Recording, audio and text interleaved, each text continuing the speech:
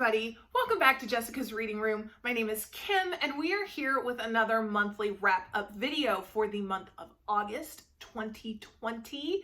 We are hopefully getting to the point where we are seeing the light at the end of the tunnel with all the crap that's going on. We're gonna make it, guys. We are. But having said that, I admit August was not my best month when it comes to reading. Thankfully, I did better than I thought I was going to do. Because this morning, as I was like pondering filming this video, I was like, oh my gosh, I like didn't read anything this month. This is going to be horrible. But then I went and I looked at my pile and actually it's relatively respectable. It's not that great for me, but in general, it's respectable. So I'm feeling okay about it. So I'm like, okay, we're doing okay. We're doing okay. Because it was it was a crazy month, I will admit. I did a lot of working, which for me is kind of a big deal because I really don't work that much. Hashtag gold digger life. But my boss went on vacation and so he asked me to step in and pick up some hours and I said, okay, sure, why not? I'll do that. Great. You know what? I'm not going to say no to money. Let's do it. But because I was at work, I didn't get much reading done. So I was like, okay, that's fine. That's okay. We're going to be okay. That's fine. But then I also discovered Ink Master. And I spent a lot of time binge watching Ink Master. So while I'm watching that, I didn't get much reading done. So yeah, I'm sorry. It's useful because Ivan and I are actually going to be getting tattoos very, very soon. So overall, like big picture, it's totally worth it. It's just in the context of August and August reading, it wasn't very good for me. You get it? You know? Yeah, I know. It's really sad. I'm a really sucky book nerd this month.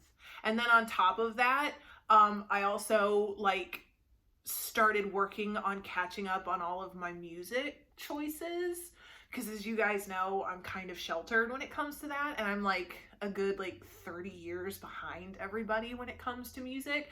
It's really sad because come to find out that I'm actually really behind my brother too, and he's younger than I am, but I was the good kid, whereas he apparently rebelled a lot.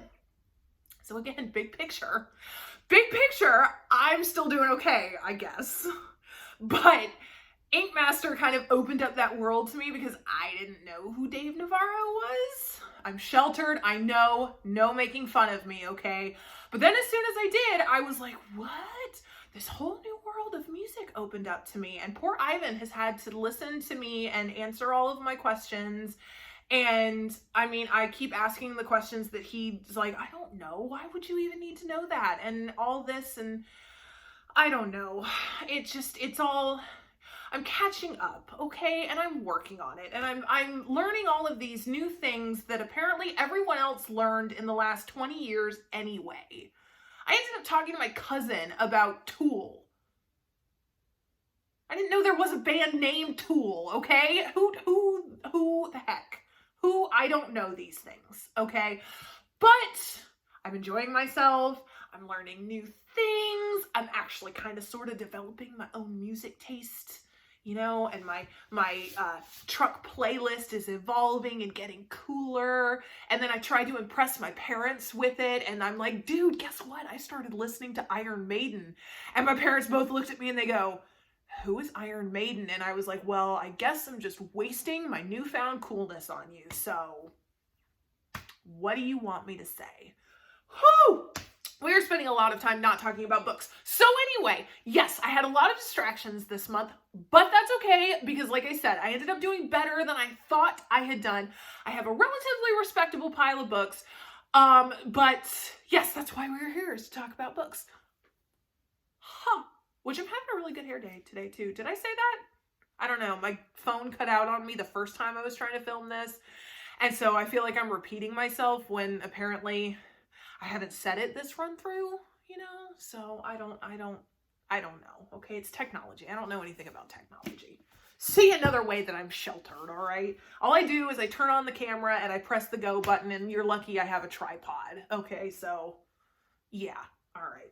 Anyway, so what Kim read in the month of August, smaller pile, but still respectable. Some books I liked, some books I didn't like, a lot of really gorgeous covers that are going to show up in the most gorgeous cover tournament. So stay tuned for that. Yes. Okay. All right. So let's start with ones that I reread. I ended up rereading the first 2 books of the His Fair Assassin series. Grave Mercy being number 1, Dark Triumph being number 2. I did also start the 3rd book, Mortal Heart, which I have already read these books. I decided to reread it because a new book had come out in the spin-off series, which you, again, still have to read this series in order to get.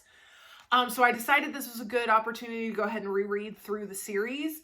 But so for some reason, I hit a wall in the 3rd book. I'm not sure why, because I actually really enjoy the 3rd book. But for some reason, I hit this wall and I was like, you know what? I'm not actually getting this book read at this time. So I just decided to go ahead and put it down, go ahead and, read through other books. And I will go back to it because I have the new book in the spinoff series. So I have to finish this series, go ahead and read those 2 books. And then there you go. It's just I kind of had to take a little break. I'm weird like that with series. About the only series that, well, no, I did that this time too. I was about to say, I read halfway through Harry Potter and I did the same thing. I guess this is just the year of no follow through. I guess, maybe. I don't know. Anyway, so the His Fair Assassin is about the daughters of Mortain in Brittany. They are the followers of the old saints, the old gods, which I'm not going to lie, I'm not entirely sure their relationship with, God. They're called saints because the church came in and kind of, rounded out their edges. So I'm not entirely sure. To me, honestly, that uncertainty almost makes it a little better just because I like the unknown portions of it. But these girls, they are the daughters of Mortain, and basically they go around assassinating anyone that Mortain marks for death. And they are there to help the Duchess of Brittany hopefully stay independent from France, because if France comes in, the Catholic Church is going to wipe out all traces of the old gods and the old saints. They don't want that to happen, so they help her. I really love these characters. Actually, this one, Sibylla, she is my all-time favorite. She's a badass. I mean, you're talking about girls who walk around with garrots in their bracelets and poison in the pearls on their hair nets, and they just go around killing people who are marked for death. And I'm not sure how much more badass you could get than that, but it's really cool. I really like that series. And like I said, I feel really bad saying I had to put one of the books down, but I will go back to it and we'll talk about it again. So don't worry, it's okay. We'll be back to it. All right, it's fine. Next, I have Out Behind the Barn by John Bowden and Chad Lutsky. If you remember last month, I read another book by Chad, The Same Deep Water as You. It's the one about the skater dude. The one where I had a lot of questions, like what's the difference between metal and punk rock, which no one has still haven't told me. So if you know, you could message down in the comments, because that would be great, because I don't know. Sheltered. Ha ha. Anyway, so I looked at Chad's list of books. He loves, the horror books. He loves the dark. He loves the mysterious. He loves the weird. And you guys know that we're all about the dark and the weird here. So this book sounded fascinating. I picked it up. It is considered horror. It's a little more like on the Criminal Minds side of things. So it's, more like the criminal psyche type thing with a little bit of like paranormal thrown in. I really liked it. To me, I think it ended a little abruptly. That was the only reason that I gave like 4 stars out of 5, just because I would have liked a little more information. But other than that, I still liked it. I got very emotionally involved. I liked the characters. These 2 little boys live out on a farm with their mother. She keeps bringing people home. They keep wanting these new people to stay, but for whatever reason, they end up disappearing after a few weeks of being at the farm. And basically, you're just kind of working your way through the story, trying to figure out what exactly is going on. It becomes more obvious as you go. But I have to admit, it was vague enough that I was still guessing. And it's a good book. I liked it. If you like, the creepy but yet still realistic side of things with a little bit of paranormal thrown in, then you'll like this book. I thought it was really good. Chad, he keeps impressing me with his stories, so I'm just going to keep reading. I mean, he's up there on my list of like indie horror authors, and I can't wait to read more of his stuff. So Out Behind the Barn, very good. Well done, Chad. Well done. All right, next we have Burn Our Bodies Down by Rory Power. She is the author who wrote Wilder Girls, which I read last year. It's that one with that fabulous cover of the girl in the front. Her face is kind of split and you see the plants and the flowers going through. I still geek out over that cover. I cannot even tell you. Oh my gosh. But I read that book last year, loved it, saw this one and this absolutely fabulous cover, and I was like, dude, let's get it, let's read it. I mean, dang, let's go, you know? But unfortunately it did not actually live up to the standard that Wilder Girls had set. Let me make sure I got my names right. Margot knows nothing about her mother's family, honestly knows nothing really about her mother, knows nothing about her mother's, you know, childhood or anything. She has the chance to go see her grandmother, who she didn't even realize existed. She goes out, people start dying, they're being murdered, fires are being started, you know, all over her grandmother's farm, and she's just kind of trying to figure out what's going on, learning the reasons why her mother is the way she is, learning why her grandmother is the way that she is, learning why she is the way that she is. It had a lot of really good potential, but by the time I was finished, I just felt really unfulfilled. Like, I feel like I feel like there was something deeper that I had ended up missing, because you guys know that I'm not, you know, the deepest person when it comes to metaphors and philosophy and all this. I'm actually on the more shallow side of things. So I get what happened, but I also feel like I missed a lot. You know, like I didn't get what happened. So I got it, but I didn't get it.